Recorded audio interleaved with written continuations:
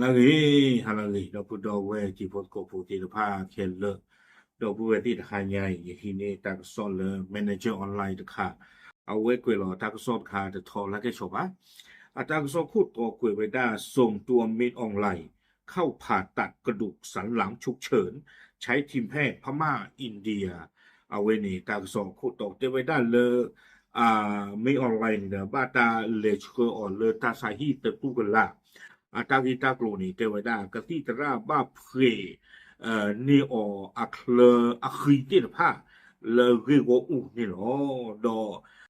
กะติตราละอเพตาติผ้านี่ไม่ไว้ได้กะติตราอะริเตอร์เลก็ไปยอดอเลกอลาฟูโกอินเดียนี่เนาะตากสอบเปิดเราไว้ได้เพคิชิลุยเตอร์คิโตคิชิคือเพมุชาคอติชิตนารีคิชิคือเป็นนี่เนาะอันนั้นก็ตาสอดใครนี่ยทีตะปลีตะปลาเลยไปยอเปิดเราไว้ได้ตามีตาก็เจอแต่อย่าทุบ้ามาไม่เอากวยมดาดุเลเนาะแกตากซ้อนี่เอาไว้กวยไว้ได้สุเปญญาเตไว้ได้เพมหาตนีคิชิเตอร์ตอนี่เด้อไปยออัตากซ้อตนี้ตะบลึกขยะเอาไว้ปราบพลาท่อไว้ได้จะจ่าอีกเตไว้ได้ตาเกรตานอกนี่เรื่องลาท่อตอคิชิ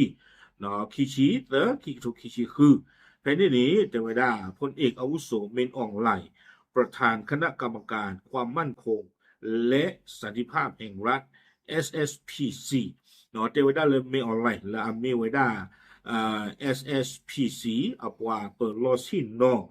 ดอเม็กซิโกไว้ได้ทุกคู่ผัดดูตะกาวิบลอนี้เนาะเม็กซิโกไว้ได้ว่าพ่อกระเชอไว้ได้โกคู่อัลลอชินเนาะเตไว้ได้ไม่ออนไลน์นี่เด้อบ้านตาเลเชอตะตุกะละเลตาซาฮีดอบ้านนึรอกูกาเผยไว้ได้สานีสุไว้ได้ตาเซกตอคินารีเนาะเลเอาไว้สู่อัตาสาฮีผ่านดูตะเพล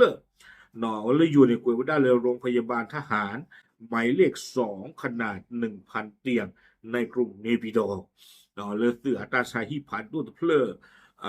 ปวาโชกีอัลลอมีนี่ก็ไว้ได้อัเพลตะกะโทยาเตเวตาลอนี่เลเนปิดอนี่หรอตากะซ้อนี่กวยไว้ได้สุเมญาเตเวตามเนื้อหา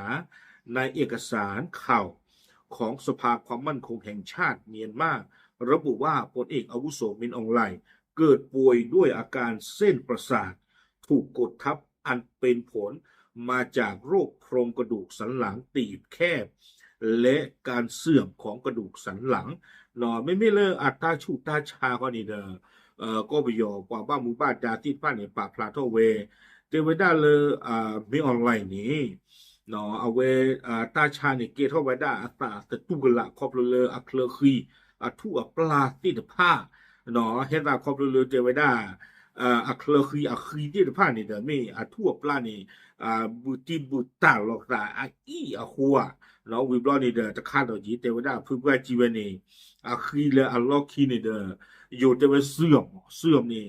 ไม่เลยกะตินี่บ่กะเตมาเลยเดก็เอาหลอจิจานี่คืออยากกวยที่ผ้านี่มาตาตะ normal แล้วบ่ดีนี่วิบลอนี่เด้อตั้งซ่อนนี่กวยไว้ได้ปฏิบัติการผ่าตัดทั้ง2ชั่วโมงดัง ปฏิบัติการผ่าตัดทั้ง2ชั่วโมงดังกล่าวเป็นความร่วมมือระหว่างคณะแพทย์ของเมียนมาและทีมแพทย์ผู้เชี่ยวชาญจากอินเดียตาเซิงตอคินารีอตอปุยนี้เตไว้ได้เนาะปว่าละอากูอากาปว่าละอเพกูซายาบลาบดามีออนไลน์นี้มีไว้ได้กะที่ตราผ่านดูแล้วก็ไปยอมาสกุตาดอกะที่ตราผ่านดูปว่าตีปว่าบ้านและอินเดียอากอนนี่หรอยชมตาปว่าเพตาดูคู่ดูกับมีเลอินเดียหรอยชมตาตะมีเลไปยอบ่ยชมจันนี่หมอเราไม่เลไปยอนี่เด้อกูบ้าขอบพ่อนี้เอาไว้ได้ว่าทารีและกติเตตาติขอบพ่อนี้ว่าเบขอบพ่อนี้ว่าดาดิแลพักกอดอาจารย์นี่เห็นช่วงเขายังว่าไม่เคยน่ะทาเชดนะไม่ให้หรอทาเชดว่าไม่เคยน่ะตาจุยคือว่าฟรีไปเด้อนะก็ว่าช่วงนั้น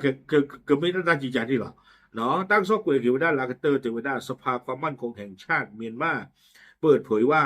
การผ่าตัดประสบความสำเร็จปัจจุบันพลเอกอาวุโสเมนออนไลน์มีสุขภาพดี และสามารถกลับมาทำงานได้แล้วเฮคลีราลีเทวดาเลยก็ไปอยู่ป่าบ้านหมู่บ้านดาที่ว่าป่าพระเทวดาเลยตาเพตากุตากาตบลญาอิเลตารีบ้าเทวคกะอีก็คุลจลทอมไม่ออนไลน์อุดอตาอชูคลีรีเนเดียลคกะอีให้กิชินดมาทาเบลี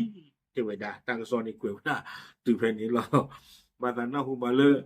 เพว่าให้เรากะที่ตาพี่น้องคากีบอกีมือโลบาตานาฮูจานี่ดูเถอะเจดาเม่ฮาโลเพว่าเพนะคะโลกมีโลกมาเดทั่วปลาลาริดูโซเตกวิเลจอวิบลอนี่เดผู้ว่าจีเกเฮากินกะ